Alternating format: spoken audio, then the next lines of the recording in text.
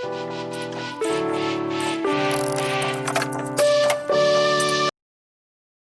Guys, this is Shwetansh. अब एक बार फिर मैं आपके साथ यूट्यूब पे जुड़ चुका हूं और आज एक बार फिर मैं एक ऐसे गंभीर टॉपिक को लेकर आया हूं जो भी फिलहाल हमारी कोई भी मीडिया डिस्कस नहीं कर रही है। मैं बात कर रहा हूं अनएम्प्लॉयमेंट यानी कि बेरोजगारी की। और बेरोजगारी का स्तर हमारे भारत में फिलहाल बीते 42 वर्षों में शायद सबसे खराब कंडीशन में है।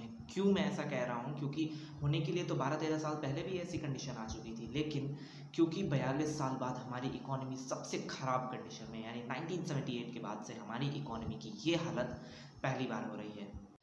एक तरफ आपको मैं कुछ अमेरिका की कंडीशन दिखाता हूँ, यूनाइटेड स्टेट्स ऑफ अमेरिका की, कि जहाँ पर कि लगातार एम्प्लॉयमेंट रेट को बढ़ाया जा रहा है, लोगों को अधिक से अधिक एम्प्लॉयमेंट दिया जा रहा है, करोड़ों एम्प्लॉयमेंट बनाई जा रही हैं जो कि लोगों तक पहुंचाई जा रही है, आम लोगों तक पहुंचाई जा रही है और वहाँ सर्व किया जा रहा है एम्प्लॉयमेंट को। हालांकि कुछ ऐसी ही हालत हमारे यहाँ भी है जो बीते कुछ दिनों में सामने आई है, जहाँ पर कि जगह जगह पर एम्प्लॉयमेंट्स दी जा रही हैं लोगों को और इसी के ज़रिए थोड़ा थोड़ा करके एम्प्लॉयमेंट को रिकवर किया जा रहा है, जो बीते बीते 6-7 महीनों से ठप पड़े हुए थे। लोग बेरोज़गार हो रहे थे और करोड़ों लोग अपने जॉब्स गंवा रहे थे। But the problem is, the matter is कि अभी जो भी एम्प्लॉयमेंट दी जा रही हैं कॉमनली वो सब या कह लीजिए प्राइसलेस और या फिर कह लीजिए सैलरी लेस है।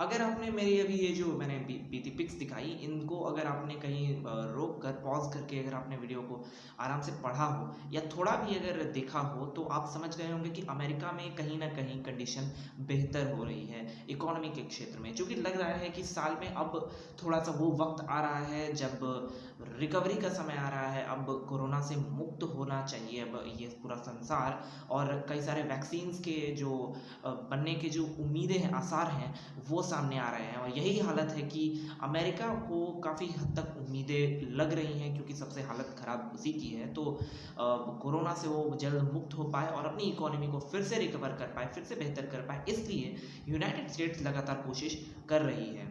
अब जो मैं आपको पिक्स दिखाने जा रहा हूँ, ये वो पिक्स हैं जो हमारे देश की खराब इकोनॉमी और अनएम्प्लॉयमेंट रेट के बढ़ने की हालत को दर्शाएंगे। और इनको देखकर आप उम्मीद कर पाएंगे कि कहाँ यूनाइटेड स्टेट्स की जब आप खबरें सुन रहे हैं इकोनॉमी के क्षेत्र में, तो कहाँ वो रिकवरी कर रही है और हमारा देश अभी भी डाउन होता जा रहा है।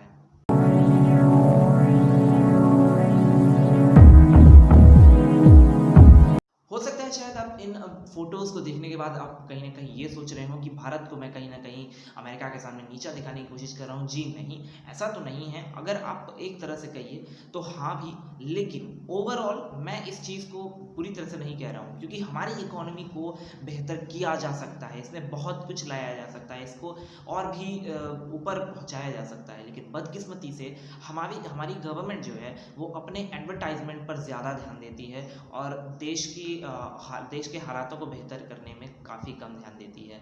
अमेरिका, जहां हम हमेशा से देखते आए हैं कि वो एक डेवलप्ड देश के नज़रिए से देखा गया है, ख़ासतौर पर 21वीं सदी में तो बहुत ज़्यादा, और ताकतवर भी देश माना गया है। लेकिन भारत ताकत के दिशा में तो काफ़ी हद तक विकास कर रहा है, लेकिन विकास की दिशा में विकास नहीं हो रहा है। मैं बात कर रहा हूँ इकोनॉमी की, और इकोनॉमी के क्षेत्र में भारत एक बार फिर शायद कोरोना के बाद, जब कई महीनों बाद जब कई सारे देश अपने रिकवरी को देख रहे होंगे, तो शायद हमारा भारत उस वक्त ये सोच रहा होगा कि अब हम अपने जीडीपी को थोड़ा सा बेहतर कैसे करें, क्योंकि लगातार ख़राब कंडीशन होती जा रही है। कहीं -24 के करीब परसेंट हमारी जीडीपी पहुंच जा रही है, तो कहीं अनएम्प्लॉयमेंट रेट 8.5 के करीब प्रतिशत पर पहुंच जा रहा है। यही दर बन जा रहा है और हमारे देश की इकोनॉमी इसी तरह से तबाह होती जा रही है।